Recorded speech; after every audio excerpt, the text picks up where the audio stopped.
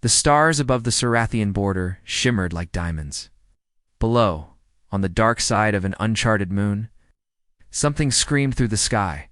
A shuttle, spinning out of control, flames wrapping its engines. Inside, young Princess Liara gripped her seat, eyes wide with fear. Alarms blared. Sarathian guards slumped beside her, unconscious.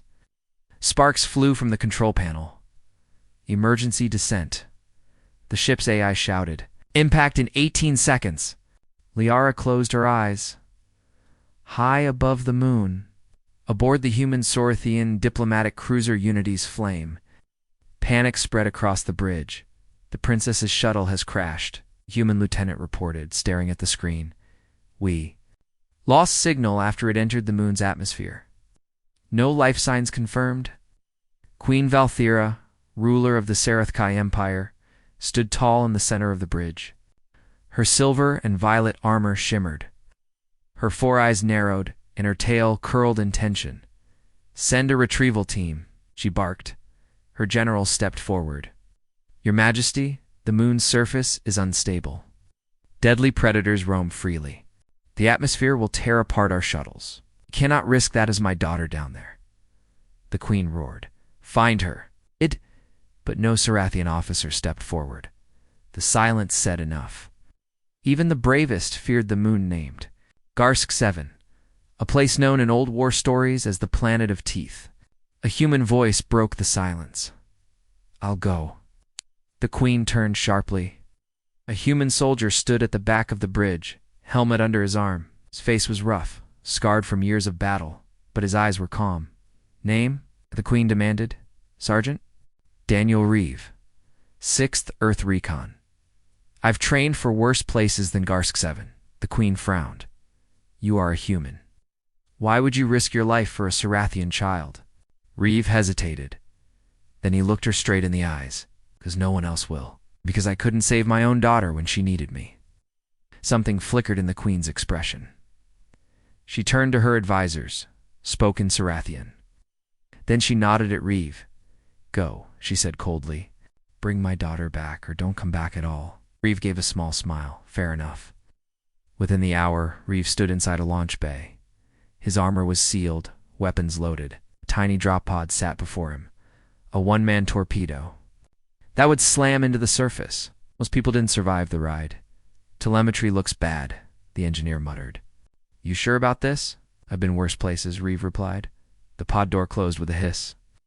Reeve stared at the tiny photo taped above his controls. A little girl with curly hair and bright eyes. Her name had been Lena. He didn't say goodbye. The pod launched like a bullet. Diving toward the moon, Gar SK-7 welcomed him with violence. His pod shook violently, lightning flashing outside the narrow viewport. Reeve gritted his teeth as the pod slammed into the ground with a roar, metal grinding, trees flying. Silence. He kicked open the hatch and stepped out into chaos.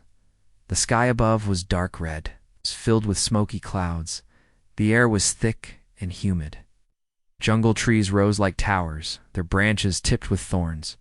Every sound, a growl, a hiss, a screech, made it clear. This was not a safe place. Reeve checked his scanner. The princess's shuttle had gone down to Clicks West. He loaded his rifle and started walking. It didn't take long before trouble. Found him an hour in, he came across a strange scene. Shredded trees, deep claw marks in the mud, and a trail of blood. The remains of a Sarathian guard lay nearby, body half-eaten. Reeve knelt beside it, frowning. Whatever attacked had massive jaws. He followed the trail quietly, every step slow, careful. Then he saw it, the shuttle, or what was left of it. Crushed metal lay across the jungle floor. One wing was missing. Smoke rose from the remains. And then movement. He raised his rifle from behind the wreckage. Something small crawled out, panting, eyes glowing faintly blue. Her once beautiful royal outfit was torn. Her hair was dirty and tangled. But she was alive. She froze when she saw Reeve. She hissed, baring tiny fangs. Easy, easy, Reeve said, lowering his weapon. I'm here to help. She didn't understand. Away, slipping on mud, Reeve tapped his chest. Human. Friend. She blinked. Human. He nodded, then pointed at her. Princess. She nodded slowly, eyes wide with tears. Liara. Suddenly, a roar shook the trees. Reeve turned. A massive beast, twice his height, crashed. Into the clearing, scaly skin, forearms, blood on its jaws. The thing roared again, charging straight at them. Reeve didn't think. He grabbed Liara and rolled behind a piece of the shuttle. Bullets wouldn't work. The thing's hide was too thick. He reached for a grenade, whispered, "Let's hope this still works," and threw it under the beast's belly. Boom, smoke, and fire. The beast screamed, stumbling, then crashed to the ground with a heavy thud. Liara stared, stunned. "You saved me." Reeve gave a tired grin. "Yeah, that's kind of my thing." They made camp that night in the ruined shuttle. Reeve patched her cuts, gave her water, and used his translator to teach her a few words. She clung to the pendant around her neck, a silver coin with the royal seal. She pointed at it. Mother Reeve nodded. "We'll get you back too." "Her? I promise." She looked at him quietly. "Why you help me?" He paused, then tapped the photo inside his helmet. He showed her Lena's picture. "She was my daughter. Couldn't save her." Liara touched the photo gently. Then she reached out and hugged him. Reeve didn't move at first. Then he wrapped one arm around her. Maybe this time he could get it right. In orbit, Queen Valthera stood alone, staring at the moon below. "Still no signal?" she asked. "None, my queen," the tech replied. "We believe both are likely lost." She said nothing, but in her heart, something whispered, "He's alive. She's alive." And on that cursed moon, two souls, one human, one alien, began their journey through hell. Together. The jungle of Garsk 7 was not quiet at night. It growled. Strange animals moved between the trees. Their eyes glowed yellow and red. Some made clicking noises. Others screamed like humans. Even the wind felt wrong, sharp, wet, almost alive. Daniel. Reeve sat beside a small fire, his rifle across his lap. His armor was scratched. One of his boots had melted halfway after stepping in acid moss. But his eyes stayed alert. Next to him, wrapped in emergency blankets, sat Liara, the Sarathian. Princess had finally fallen asleep, head resting on his side. Her face was calm now, but her breathing was shallow. She was tired, hungry, and still afraid. Reeve didn't sleep. He couldn't. He looked up at the stars. Somewhere up there her mother was waiting. Somewhere in the dark, something else. Was hunting at dawn? The jungle looked different. Steam rose from the plants. Insects the size of his hand crawled on the trees.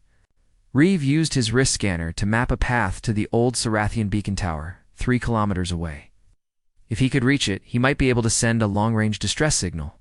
"Time to move," he said gently. Waking Liara, she opened her eyes slowly, cold. Reeve gave her a heat pack. "Here, it's safe now." For now, as they walked, Liara stayed close to him. She held the strap of his armor and looked around nervously. Reeve talked to her as they moved, not because she understood everything, but because it kept her calm. "I used to hike through worse places on Earth," he told her. "Before it all burned, my daughter hated bugs. Hated camping too, but she loved stories." "You want a story?" Liara nodded. He smiled. "All right. This one's about a soldier who got lost on a jungle planet. They walked through tall grass, and between trees so big they blocked the sky. Birds with metal-colored feathers flew above. Some watched them. Some followed. Halfway through the second hill, Reeve noticed something odd. Branches were broken. Deep footprints, heavy, clawed, led the same way they were going. "We're not alone," he said quietly. He stopped and turned around, placing a finger to his lips. Liara nodded. Suddenly a loud crack. From behind, Reeve spun, rifle raised. Nothing, but Liara gasped. Their trees moved. Reeve activated his visor's heat scan. The distance he saw it. A tall shape, moving fast, too smooth, to be animal. Not one of the jungle creatures. Someone's following us, he said. Not a beast. A person. Maybe more. An hour later, they reached the edge of a large open area, the Beacon Tower ruins. What used to be a strong, proud structure now leaned sideways, half sunk in mud. Vines wrapped around its frame. Metal plates hung loose like old skin, but Reeve smiled. "This'll work," he said. "If I can power the signal for a few seconds, someone up there might hear us." He guided Liara into the tower's control room, sealed the door, and began working. Wires, rusted panels. An old fusion cell. He worked fast. Suddenly a shadow moved outside the window. Then another. Reeve stopped. His hand reached for the rifle. Too late. The wall exploded inward. A flash grenade landed inside. Boom! Reeve grabbed Liara and rolled to shield her. The flash blinded him for seconds, enough for the attackers to charge in. 3 tall figures, mercenaries, their armor black and red. Human tech, but dirty. Illegal. Target confirmed, one said. Human soldier and the royal brat. The second raised a shock baton. Queen's offering a fortune for her return. Or her death. Doesn't matter which. Reeve stood in front of Liara, gun ready. "You're not touching her," he said. The lead mercenary laughed. "One man against us." Reeve smiled. "Try." "Me." The fight was brutal, fast. Reeve shot the first attacker in the chest. Direct hit. The second jumped from the side, but Reeve kicked him into a wall, disarming him. He grabbed the baton and used it on the third. But the third man stabbed Reeve in the side with a blade. He groaned, falling to one knee. Blood poured from his armor. Liara screamed, grabbing a broken pipe and hitting the last merc hard. He turned to grab her, but Reeve, with his last strength, fired once more. The merc's head jerked back. He fell. Silence. Reeve collapsed. Blood soaked his side. Liara dragged him behind the console, crying, "You hurt, you die." He grinned. "Through the pain? Nah, not yet. I've had worse." She tore her cloak and pressed it to his wound. Then she looked at the console. It still flickered. Signal call. Mother. Reeve nodded. Weak. "Press the green button. Hold it down." She did. The tower lit up for a moment. A weak pulse shot into the sky. Then everything went dark. They waited. Nothing happened. Reeve leaned back, eyes closing. Might not have been strong enough. Liara held his hand tightly. "Saved me?" he smiled. "It's not over yet." Back in space, on board the Sarathian dreadnought, Queen Valthera stood in silence. Her hands rested on the cold glass of the observation deck. Below, Garsk 7 turned slowly. Her advisors stood nearby. "Still no signal, my queen. Prepare the fleet for attack," she said. "We will burn the moon if we must." But just as she turned, a soft ping. A technician gasped. "Your Majesty, a signal?" Weak, but Sarathian code. "From Beacon Tower number 73. She spun. "Liara, we cannot confirm." But the signal carried a royal imprint. The Queen's claws gripped the rail. "Prepare a dropship." Going. "Down there myself? Alone?" "Yes," she growled. "This is not a war. This is a mother's mission." Back on Garski's van, Reeve drifted in and out of sleep. Fever burned his mind. He saw flashes his daughter's face, his old home. War zones he'd survived. He felt a small hand holding his. "Stay," Liara whispered. "Don't go." He opened his eyes. Outside, thunder rolled. But this time, it wasn't a storm. It was the sound of dropships. The sound of engines roared above the jungle. The thick red clouds broke open as silver Sarathian dropships pierced the sky like arrows. Lightning flashed behind them, making their wings glow in the storm. Deep below, in the broken ruins of the Beacon Tower, Sergeant Daniel Reeve lay against the wall. His breathing was slow. His armor was cracked and covered in blood. Every movement hurt, but he was alive.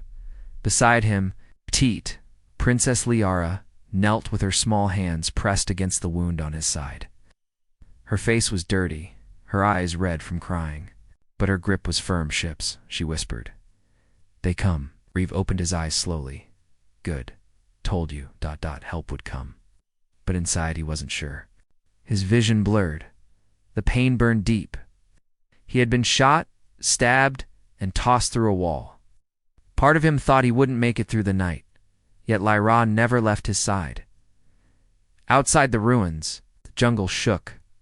It wasn't just the drop-dash ships, something else was coming. The ground trembled. Trees snapped like sticks. A deep growl echoed through the air. Birds flew from the canopy in every direction. Lyra looked toward the sound, then back at Reeve. Big one, she said, very big. Reeve forced a smile. Of course there's a big one. He tried to stand but collapsed. Lyra grabbed a small blade from the floor, one of the fallen mercenaries' weapons. She stood in front of him, shaking but brave. Then they heard it. A roar, a terrible roar that seemed to come from the center of the planet at the edge of the jungle. Queen Valthera stepped down from her ship. She wore her full royal armor, gold plates over deep purple cloth, her crown locked into place. Her face was calm, but her heart raced. She walked past her guards and advisors. She didn't care about danger. She didn't care about protocol. She cared only about one thing, her daughter. Scan the area, she ordered. Find her signal. No mistakes.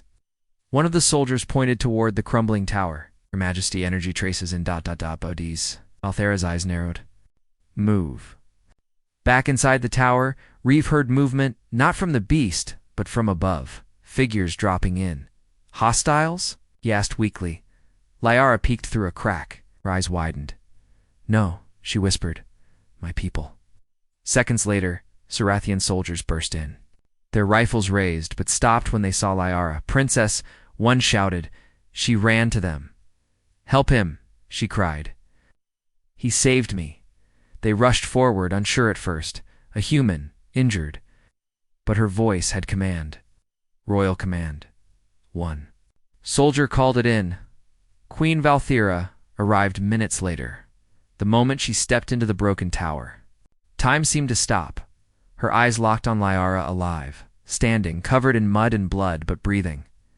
Mother, Lyra shouted, tears flowing. The queen dropped her helmet. She knelt and caught her daughter in her arms.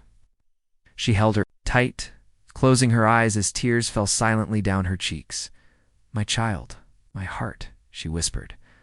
I'm back, Lyra said softly, hugging her mother tight. He saved me.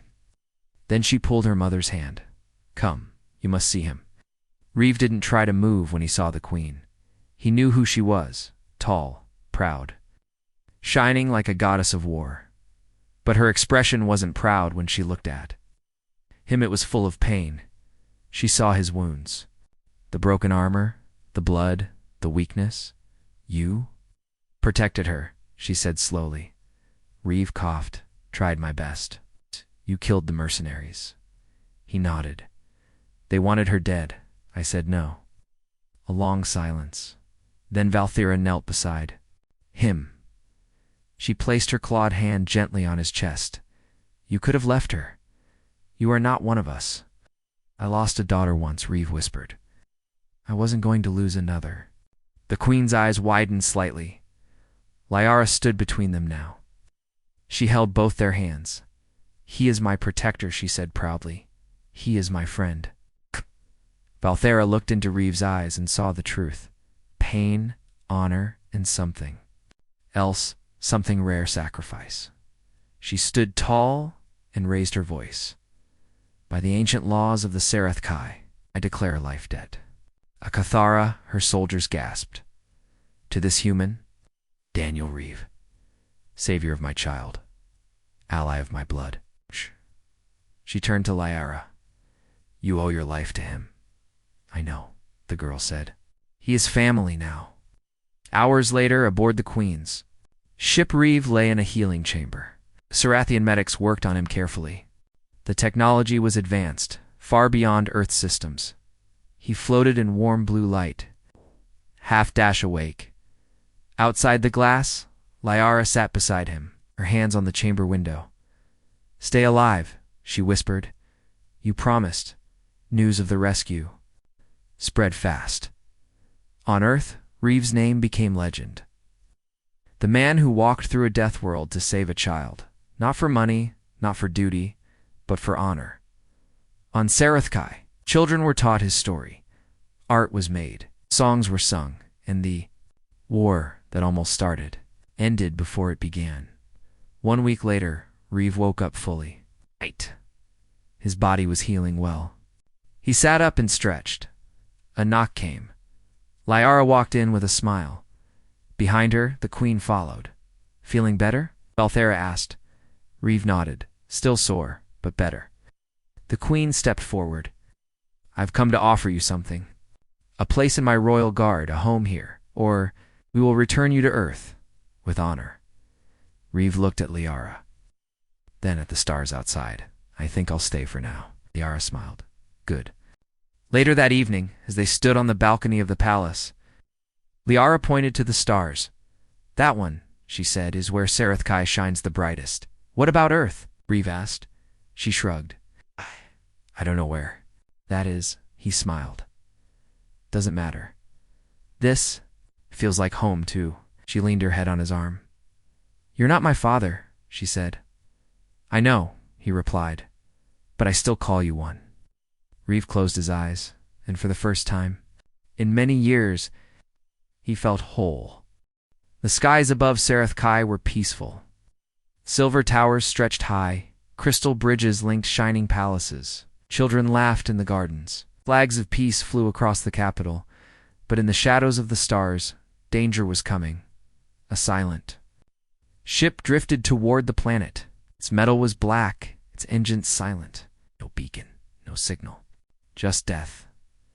Inside, a new enemy watched the planet through cold glass.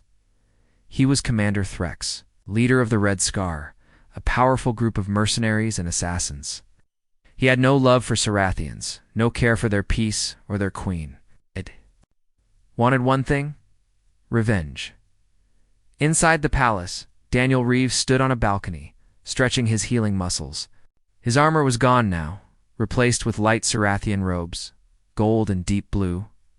He looked peaceful, but his mind was still sharp. He had been training with the Royal Guard, learning their weapons, their tactics. He sparred with the queens, warriors every morning. Though human, he adapted quickly. Old soldier habits die hard, he always said behind him. Footsteps. He turned. It was Lyara. She wore her training clothes. Sweat on her forehead, a practice sword in her hand. I almost beat Master Drell today, she said proudly. Reeve smiled. Told you. You're stronger than you think. She looked up at him, then lowered her voice. Why do you still look up at the stars at night? Reeve shrugged. 'Cause I know trouble always comes from above. He didn't know how right he was. That night, deep in the jungle of the southern continent, a Sarathian outpost went dark. No alarms, no messages, just silence. Then a second one, then a trade ship exploded in orbit. Within hours, the Queen's Council gathered in the war chamber. Valthera stood at the center, her eyes hard. Our peace is broken, she said. A general stepped forward. Your Majesty, we believe it is the Red Scar. They want the child. They want the human. They see us as weak because we opened our hearts. Another said we should strike first. But the Queen raised her hand. No, we defend. We protect. And we do not abandon family. Her eyes turned to Reeve, who stood nearby in full guard armor now. You were right, she said. Trouble has come. He nodded. It won't stop unless we face it head on. At sunrise, Reeve and Lyara trained in the palace courtyard. She was stronger, faster, more focused now. He taught her earth combat tricks, and she taught him how to move like a Sarathian warrior. You're ready, he told her. For what? She asked. For the storm that's coming. That storm arrived sooner than expected. The Red Scar ship entered orbit hidden behind an asteroid. Before the Sarathian fleet could react, smaller ships rained down like meteors. They struck fast. Not the capital, but weak spots around the world. Communications, power stations, remote guard posts, chaos. Reeve was in the war chamber when the alarms blared. He grabbed his blade and helmet. It started. Queen Valthera gave the order, "Protect the child. I'll defend the palace. Do not let them take her." Blara had other plans. "I won't hide," she said to Reeve. "You have too. You're their target." "No," she said firm. "They fear me because I'm royal. Let them see I'm not afraid." He looked at her, this brave little girl who had once cried in a jungle. "You're becoming a warrior. I learned from the best." The battle reached the edge of the capital by nightfall. Explosions lit the sky. Guards fought in the streets. Citizens were evacuated.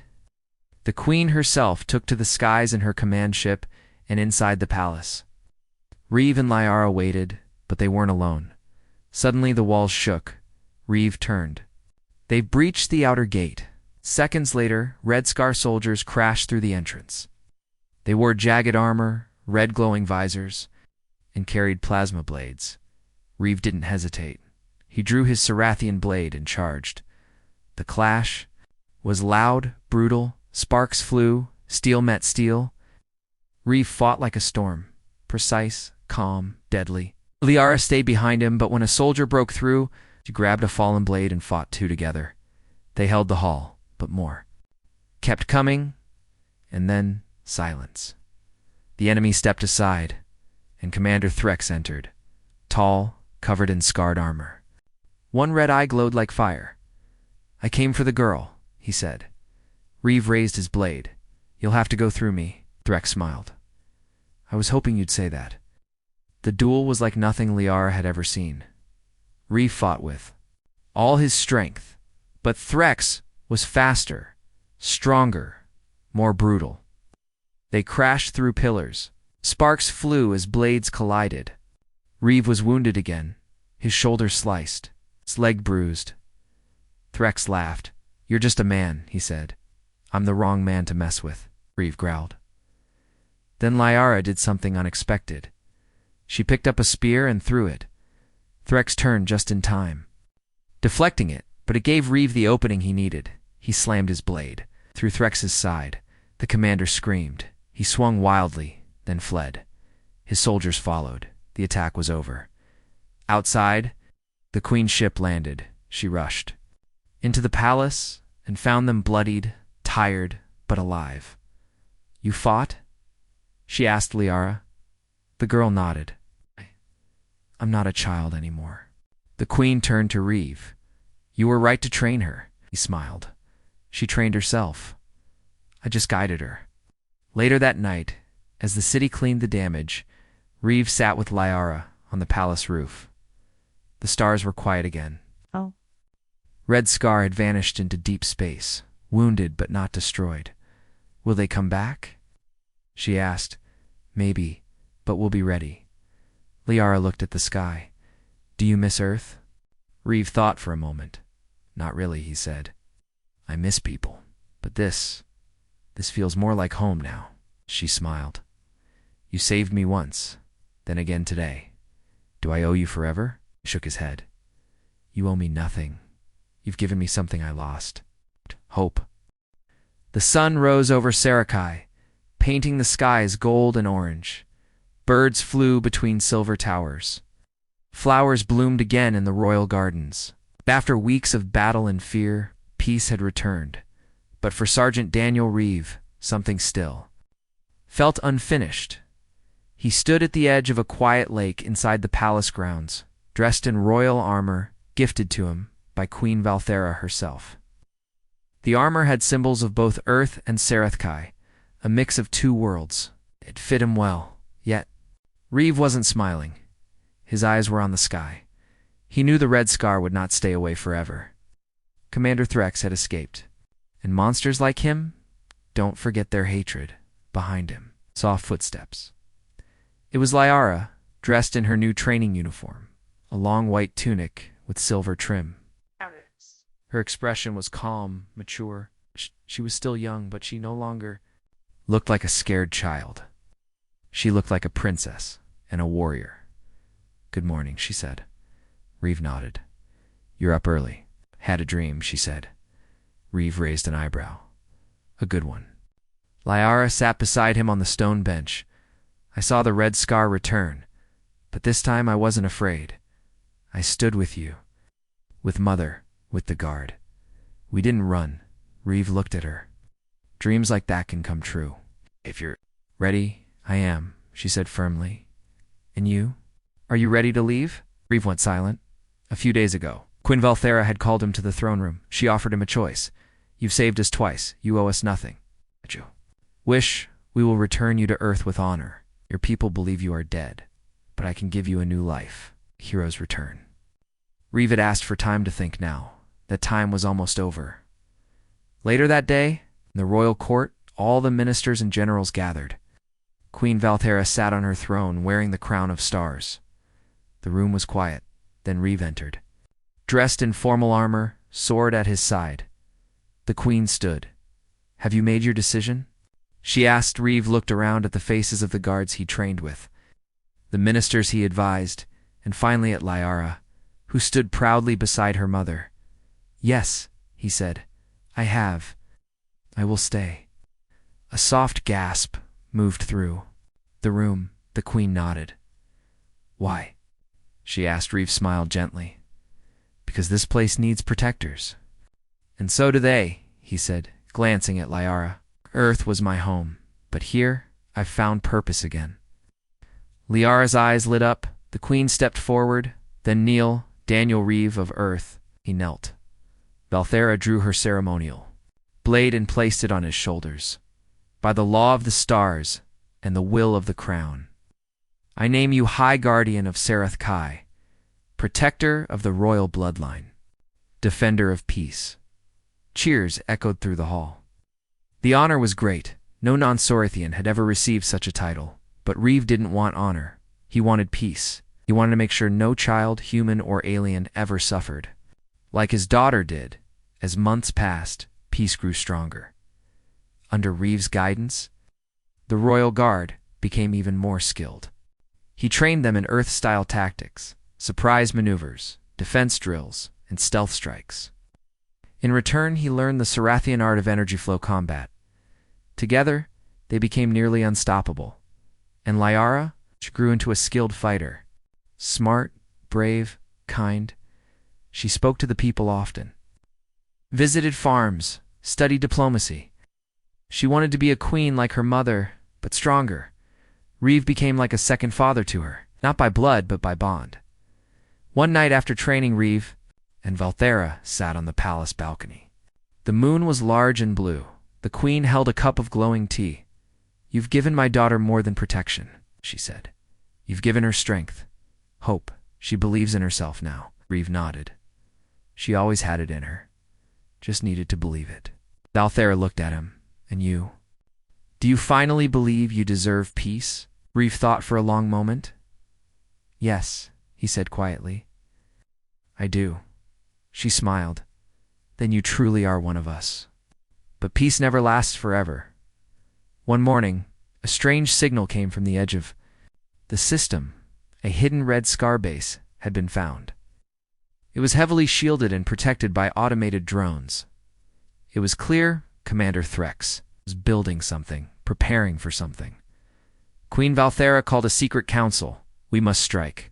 First, she said. Reeve agreed. Waiting will only give him time. Liara stepped forward. I want to go, she said. The queen hesitated. You're not ready. But Reeve said gently, she is. She's earned her place. The mission was dangerous. They took a stealth cruiser, fast and silent. Reeve, Liara, and a small team of elite warriors. Their job, enter the base, destroy the weapons, and escape before reinforcements arrived. The journey took 2 days. On the final night before the mission, Liara sat beside Reeve in the dark ship. Are you afraid? She asked. Reeve looked. At her, of losing people I care about? Always. She nodded. Me too. He put a hand on her shoulder. But fear means you care. And caring makes you strong. The mission began at dawn. They dropped into the base using cloaked suits. Reeve led from the front, blades drawn, guns ready. The Red Scar drones attacked first, fast and deadly. But the team moved like a shadow, quiet, precise, inside the base. They found what Threx had been building, a massive planetary cannon, powerful enough to destroy an entire city from orbit. They had to destroy it, but time was short as they set the charges. Alarms blared. Threx had arrived. He entered the chamber, eyes burning with hate. "Daniel Reeve," he growled. "You again?" Reeve stepped forward. "You lose again, Threx." "No," the commander said. "Not this time." A brutal fight broke out. This time Liara fought beside Reeve as an equal. The team worked together, blades and bullets flying. Reeve and Threx clashed in a final, furious battle. Metal cracked. Sparks flew. Wounds reopened, finally. Reeve knocked Threx onto the ground, but he didn't strike the killing blow. Instead, he said, "You're not worth it." Threx lunged one last time and was stopped by Liara's blade. "Stay away from my family," she whispered. And with that, as the enemy fell, they destroyed the cannon and escaped just before the base exploded. When they returned to Sarathkai, the people cheered. The skies lit with celebration, and Queen Valthera, standing tall with her daughter and their human protector, declared, "Let the stars remember this day." A child returned, a hero rose, and two worlds became one. Months later, Reeve stood in a quiet field outside the city. Beside him stood Liara, taller now, stronger, wiser. Together, they looked at a small memorial stone carved in both Sarathian and Earth's languages, "To those we've lost, to those we've found, and to the family we choose." Liara turned to Reeve. "Do you ever miss Earth now?" He smiled. "No, because my home is wherever you are." She took his hand. "Then, let's protect it together." And as the twin suns rose over Sarakai, a new dawn began.